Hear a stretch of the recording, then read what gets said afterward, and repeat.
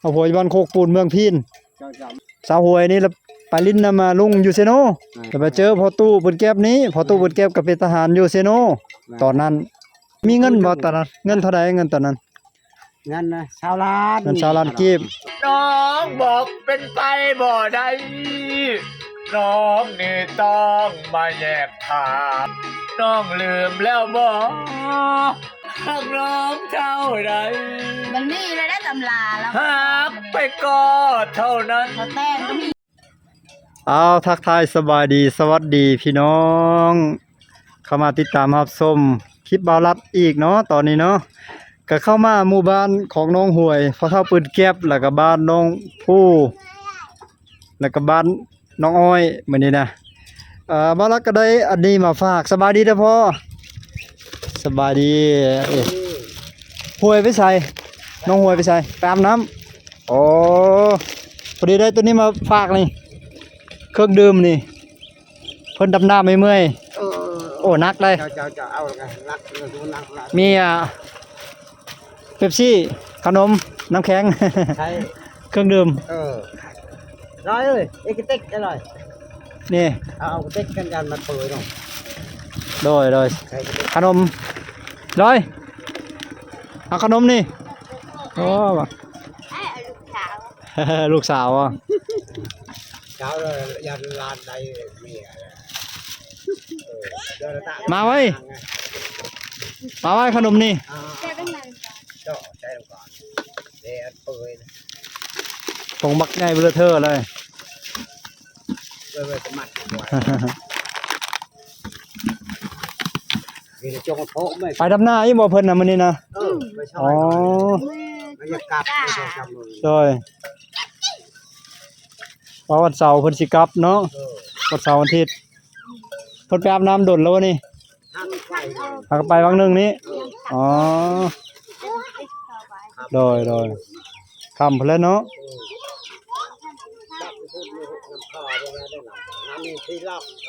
โอ้ไปก็ลานเมื่อนั้นไม่ได้หรอกไปเปรี้ยวช่องไอ้น้องไปนอนเขาว่าเนี่ย7 โมงพามาจะพูดเลยเขาหลับอ๋อโอ้ควายเขานี่เซลแล้วเนาะเข้ามาบ้านเซลแล้วควายเพิ่งไปเพิ่นอันนี้ก่อนเพิ่นประตูบุญแก็บก่อนอันนี้ไปฝากเพิ่นคือกันอันนี้ก็เครื่องดอกเครื่องดื่มของแก้มอยู่เฮือนบ่เพิ่นนี่อยู่บ่เพื่อประตูนั่นว่าเพิ่นอยู่หักแนมเบิ่งบ่เห็นเกิบเด้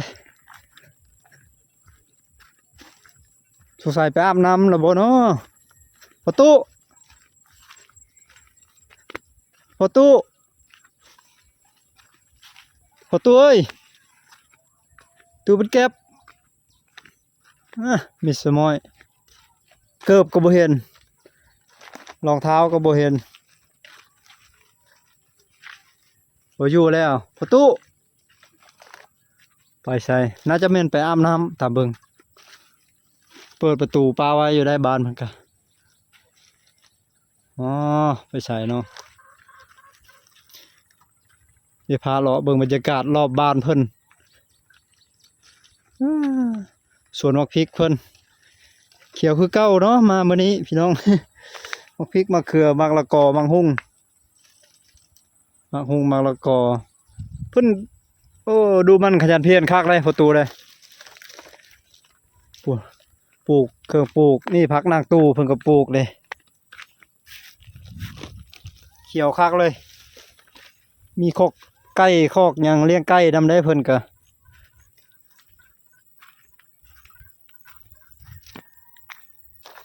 อันนี้ทางเพิ่นไปอาบน้ำนี่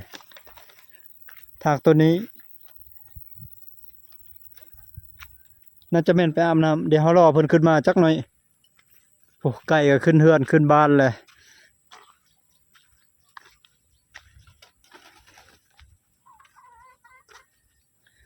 เลิกล่าครับเมียใหม่ๆหาก็ได้เดือนปลายพี่น้อยบ่วะเพิ่นสิขึ้นหยังบ่เนาะ อยู่ผู้เดียวเด้กลางเว้นนี่อยู่ผู้เดียวเลย แต่ละมื้อน่ะกลางคืนก็นอนผู้เดียวอยู่ผู้เดียวนี่แหละอยู่ผู้เดียวกินผู้เดียวกลางเว้นนำลูกสาวเพิ่นมาลิ้นน้ำสำมาอยู่ผู้เดียวแล้วเมียบ่อยู่นำเด้เมียเขากับป้าเลยเมียป้าเพิ่นประตูนะเมียป้าเพิ่นไปเอาผัวใหม่อันนี้เฮือนเมียคนที่สองเฮือนน้องหวยนี่เฮือนก่อแล้วก็เฮือนฝาไม้เฮียสองหลังส่วนเฮือนเมียคนที่สามอยู่ในบ้านพุ่นฝากป้าพักนี่ไปเดี๋ยวให้ย่างมารอทาอยู่พี่ก่อนมื้อนี้ว่าจะพาไปเบิ่งไปเล่นน้ำน้องผู้เลยสาวมาแต่จังหวัดระยองเช่นเดียวกันกับน้องหวยเพื่อไปหาเงินอยู่จังหวัดระยองประเทศไทยเดี๋ยวเพิ่นก็สิไปอีกละบรรยากาศยามค่ำค่อยแรงอากาศเย็นดีแสงตะเวนอ่อนๆของวางไว้นี่ก่อนนักขนาดเลยอายุ6-7 กิโลเลย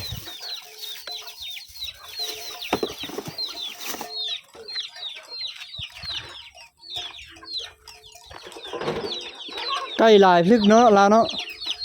หยาบๆเลยป้าโถ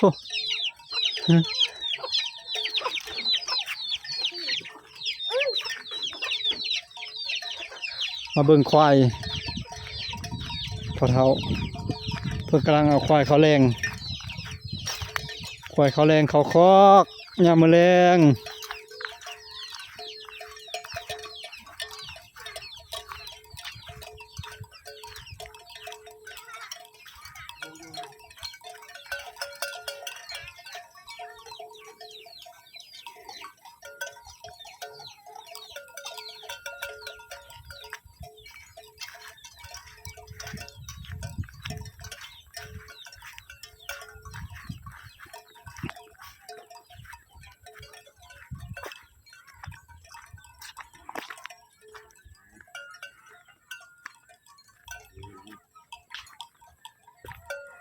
จักโตควายพอ ชิปนั่นแหละ ฮะ ชิป 10 โต เจ้า เลย แม่ ผูกอยู่นี่เลยเนาะ เออ บ่มีลักยาวๆให้ อ๋อ ให้เพิ่นได้แบบสี อันนั้นเขา คันกระต้นกระโตแล้วก็สีลัก ยาวให้เขา เลย ผูกคอ เลยโอ้ เฮ็ดอันนั้นเด้ ฮะ เลยเก่าบูหานอันนั้น เลย เพราะต่อลักชุงๆยาวๆให้มันได้สีนะให้ได้สีมันคันกระโตมัน เออ มันแม่งยังกินกระโตมันเราจะสีลักนั้นมันทูใช่ลักแล้ว เนาะ โดย ผูไปผูมา มันทูไปทูมาได้มันคันน่ะ แม่นอันนั้นโอ้ยฮีดนั่นเนาะ โอ้ยฮีทหลายขนาดเลย ก็แม่งเพลยใหญ่ แมงเลือด เออ แมงเลือด แม่น ฮีทกับแมงเลือดแล้วมากิน แม่งเลือดเนาะ โดย ฮีด ถ้ามีลักยาวๆคือลักโฮนะ เออ คักมันจะสีมันสีต้นโตมันใส่เวลามันคัน ไปออมไปปูอันนั้น ปลูกหยังพอ ยา ปลูกยาใช่แถวนี้ เออ โอ้งามเลยแล้วมีฝุ่นนี่ เอายายบอลนี่ชาติกระจาดออม โดย อยู่เฮือนวานเฮือนแฟนเห็นบ่สู้ อ๋อ ปุ๊บได้ปีนึงเลย โอ้ เอาได้หลักได้กวายนี่นี่โคตรเนี่ยที่ งามคักแล้วปลูกชนิดเนาะไปแล้วเนาะ เดินช่องพุ่นเลยอ๋อเด้อ เดือนสองออก เออ ปลูกเดือนยังปลูก นี่เดี๋ยวมันตาย บ่ปลูกเดือนยังปลูก เดินช่อง ปลูกเดือนสองออกเดือนสองเลย เออเดินช่องเดี๋ยวมันให้มันเลยจ้ะ อ๋อ กุมหดไอ้เด้อ พดเนาะ เออก็เล่นเนี่ยพดเล่นเนี่ย โอ้ย บ่ได้เลือกอย่าง ามคักแล้วมีฝุ่นนี่เนาะ แต่ละปีเอาเฮ็ดแต่ปีนี้ยังทันเฮ็ดหา โดย ปลูกมานี่ อันนี้เฮือนเพิ่นได้พอ เพิ่นน้องเช้า เฮือนน้องสาว เออ คือบ่เห็นคนอยู่เลยเพิ่นอยู่อยู่วะนี่ มันตายเลยมันเอาผัวใหม่นั่นน่ะ ผัวเราตายแล้วเราเอาผัวใหม่ เออ อ๋อ เพิ่นป้าให้เอานี่บอกมันฝึกไปอยู่โกโก้อยู่เอาผัวอยู่ ไปอยู่บ้านโคกปูน บ้านโกโก้ โอ้เอาผัว เอาผัวอยู่บ้านโคกปูนเมืองพีน เจ้าจำมันล่ะ อ๋อแล้วเฮือนหลังนี้อัดประตูไว้ปิดประตูไว้บ่มีคนอยู่ แจกแค่นั้นเพิ่งได้หมอ โดย ตูตาตูใช่เพื่อน อ๋อ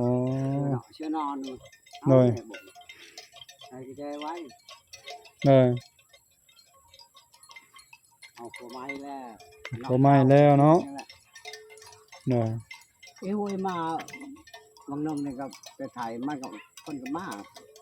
เพิ่นมาเล่นน้ำบ่ มาผู้แฮนหนู มาผูกแขน ผู้แขน โดย ตัวมูตัวหนึ่ง ซื้อหมูตัวหนึงมาผูกแขน น้องเคยก็มา โดยน้องสาวเนาะ อืม แต่ก่อนแล้ว เขาปั้นให้ดิบเนี่ยค้านี่แหละค้าลักมังเลยดินพ่น โอ้ดินนี้ ขาวเลย คักจะได้ดินคอยเองไปทางนี้ ไปพุทธฮัดดินมวนพุทธข้าวกกไม้นะ เออเวลาฝนตกแลมันไหลกายได้น้ำเนาะ เออ น้ำจะไหลกายมันสะอาดดี อาดบน แล้วก็มีป้าอยู่ข้างหลัง อาละไม้บงร้อยโอ้ยหมาว่ามันทิพย์ชาไม่จูดเลย เลย มีแต่ทุกอย่างคือกินป้า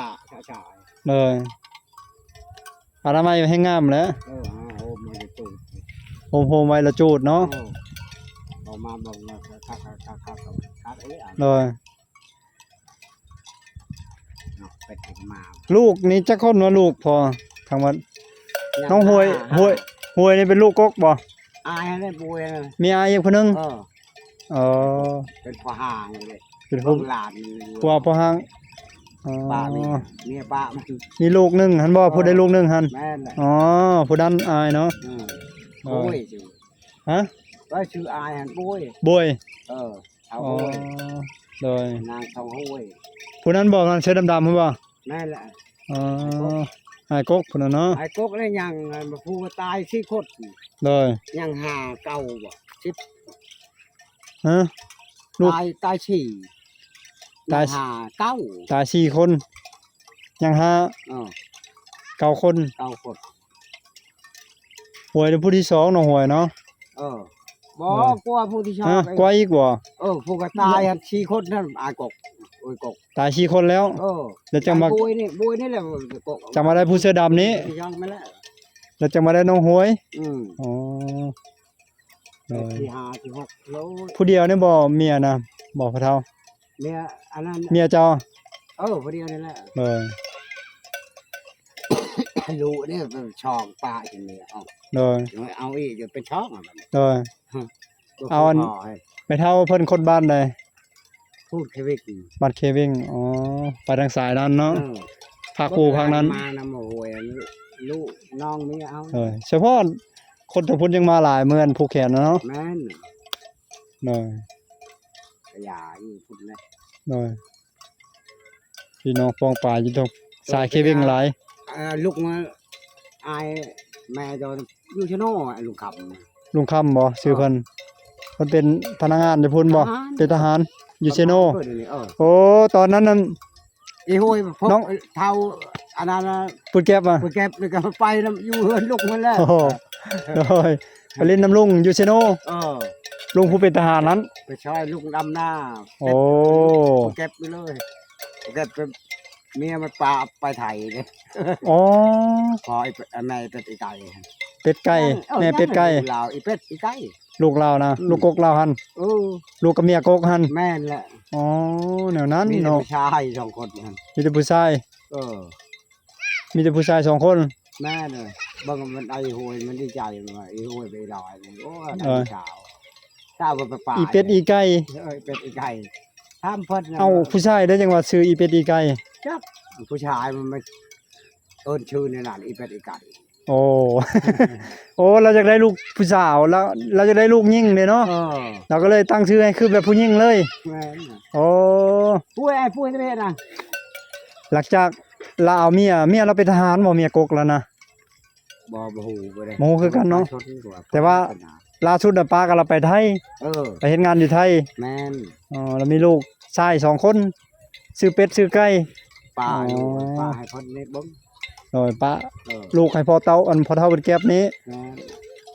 น หลังจากนั้นต่อมาแล้ว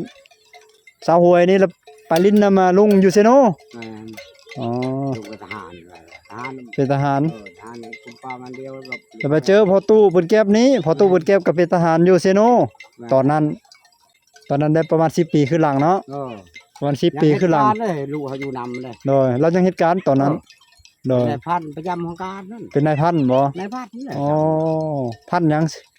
เพิ่น พัน ยศเพิ่น โอ้มหาพันโท พันตรีบ่ พันตรีนั่นแหละ ยศพันตรีเนาะ อืม อ๋อ เป็นเดือน6 ล้านบาท นักสิแม่นกินเงินนั่น บำาญ กินเงินนั่นยศพันโทน่ะตอนนี้เนาะตามเบิ่ง แม่น่ะเขาอยากระบายเดี๋ยวเขาก็6 ล้านบาท เดือนหนึ่ง6 ล้านปลายเราได้เงิน อืม โอ้ได้หลายเนาะ ลายโอ้ย โอ้ นอนกินเอากับกว่าแล้วจะเอาไปหับจางเอาอีโหย โดย ไปเมืองไทยบ่แพ้เฮาดอกเฮานอนกินลูกก็กินเนาะ โดย จำสิกินทุกเดียวเพิ่น โดย ลอยเนี่ยแสนหนึง2แสนเท่านั้นล่ะให้ลูก โดย มันผลิต แม่นบ่6 ล้านยันเราตัวอ่ะ บ่เขาเพิ่มไม่ได้เด้อ ก็เพิ่มแล้วบ่ เออ อ๋อ เก่า5 ล้านปลายนี่6 ล้านปลาย โอ้6 ล้านปลายแล้วเนาะ เขาบำนาญเลย โดย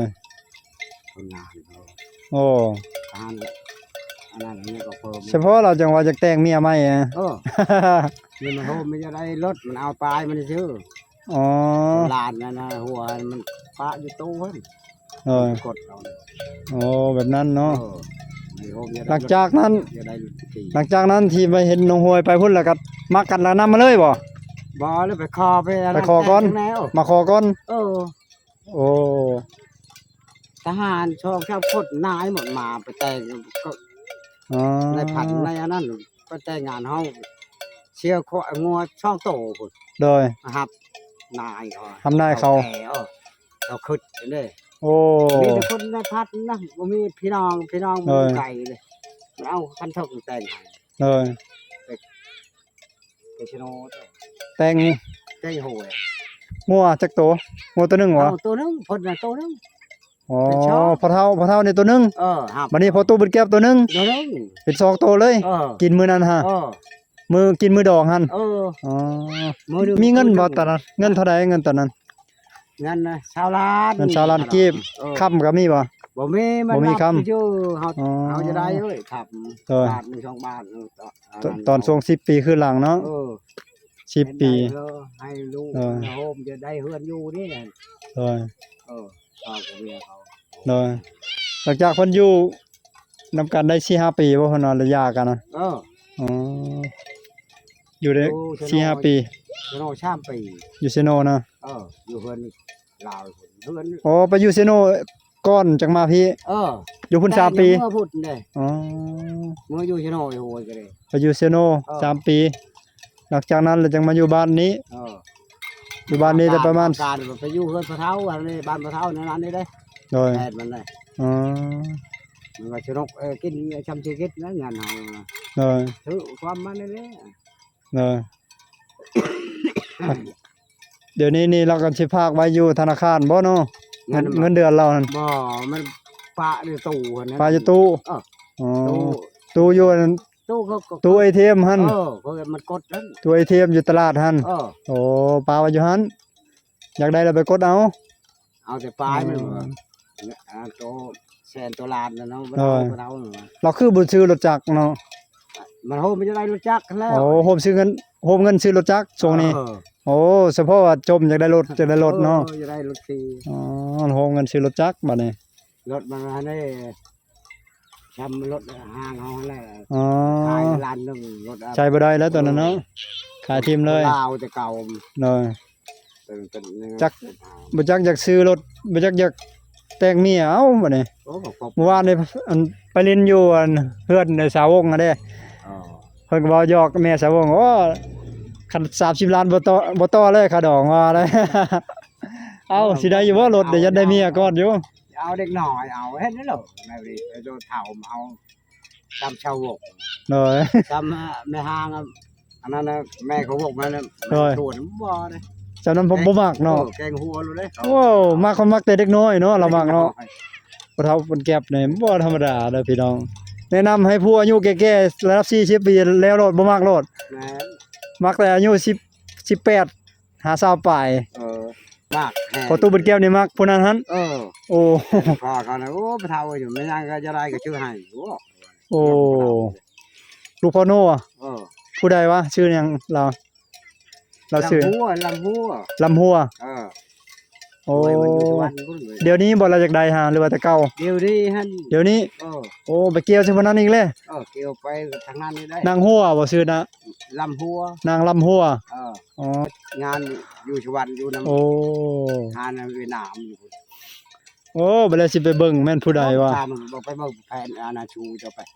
เบิ่งไปเช้าเดี๋ยวว่า เดี๋ยวไปเบิ่งพุ่นก็เด้อพอเด้อเข้าใจ เจ้า จักว่าเรามาแล้วบ่จักพอตัวบุญเก็บ น้อยคือตัวเดี๋ยวไปพอพวกแม่ย่างเลยมาบ่พ่อจะมาแล้วอีร้อยยังบ่มาอยู่บ่เห็นลัดป้าไปหานั่นเฮือน ยังไปอาบน้ำมันบอก จักหรือว่าลัดป้าไปหาเฮือนดอกอ้อยหั่นบ่เฮือนนางอ้อยบ่จัก เอาโคให้ ลูกกำลังอ้อยหั่นยันแม่นอยู่ได้มึงเถอะเบิ่งไปจอบอีกจังว่ามาแล้วเพิ่นมักย่างลัดป้าไปพุ่นกันเพิ่นไปจอบลูกกันบางเทื่อบางเทื่อก็ไปทางใหญ่น้องโหยก็ทันได้มาแต่อาบน้ำไปอาบน้ำผู้สาวอาบน้ำเฮ้ยเสียกดนๆแน่ไปอาบอยู่พุ่นเด้ป้าพุ่นบ่อน้ำมันก็ยังบ่ได้เจาะบ่บาดาลเท่านี้นะอาจจะเลิกจังหน่อยเพราะว่าเป็นโน่นสูงเป็นผู้ได้แท้นี้มันเป็นผู้ดอยมาเจออยู่พี่น้องเอ้ยตามหาจนเมื่อยคิดว่าพุ่นไปไสอีแท้ มาผ่อนคลายอยู่นี่พุ่นมาปลดปล่อยอยู่นี่อยู่เฮือนแม่น้องวง ชาววงบ่มาเด้อเฮ้ย ปลดปล่อยความทุกข์ออกในใจ จะเอาชาววงมาได้ปุ๊บพาเราไป อยู่เพื่อนแม่น้องวง มันยากเราก็มา อยู่เพื่อนเพิ่นก็ขายเครื่องดื่มเด้อพี่น้องเด้อนี่จะเป็นกับแกมอย่างต่างๆนี่จะมีพวกน้ำหวานข้าวต้มขนมครบ พว สุ ก ด เฮานี่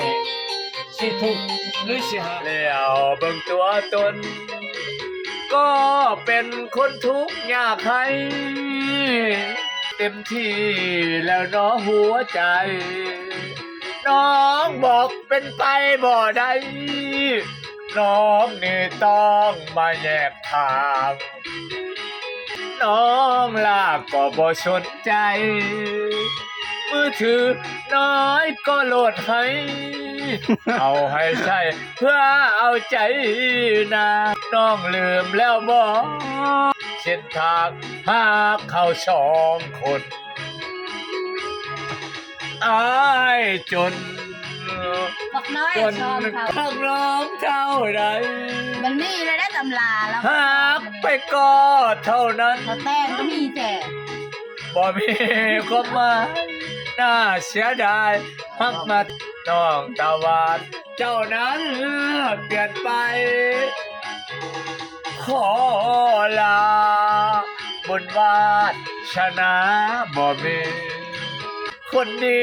น้องบ่สนใจ ชายคนนี้หักน้องเท่าใดอยากบอกให้ว่าหักเหลือเกิน วิดีโอนี้ก็สิ้นสุดเพียงเท่านี้เด้อพี่น้องเด้อยาวเกินไปแล้วเนาะเดี๋ยวติดตามรับชมวิดีโอถัดไปว่าจะไปเฮือนน้องผู้วิดีโอนี้พอตัวบนแก้วว่าจะไปจีบน้องผู้ได้บัดนี้นะลองเบิ่งเนาะว่าจะเป็นอะไรครับว่ากันไว้สำนี้บ๊ายบาย กูมีคงกินกูไปแล้ว อย่าลืมเบิ่งคลิปถัดไปเลยเด้อพี่น้องเด้อ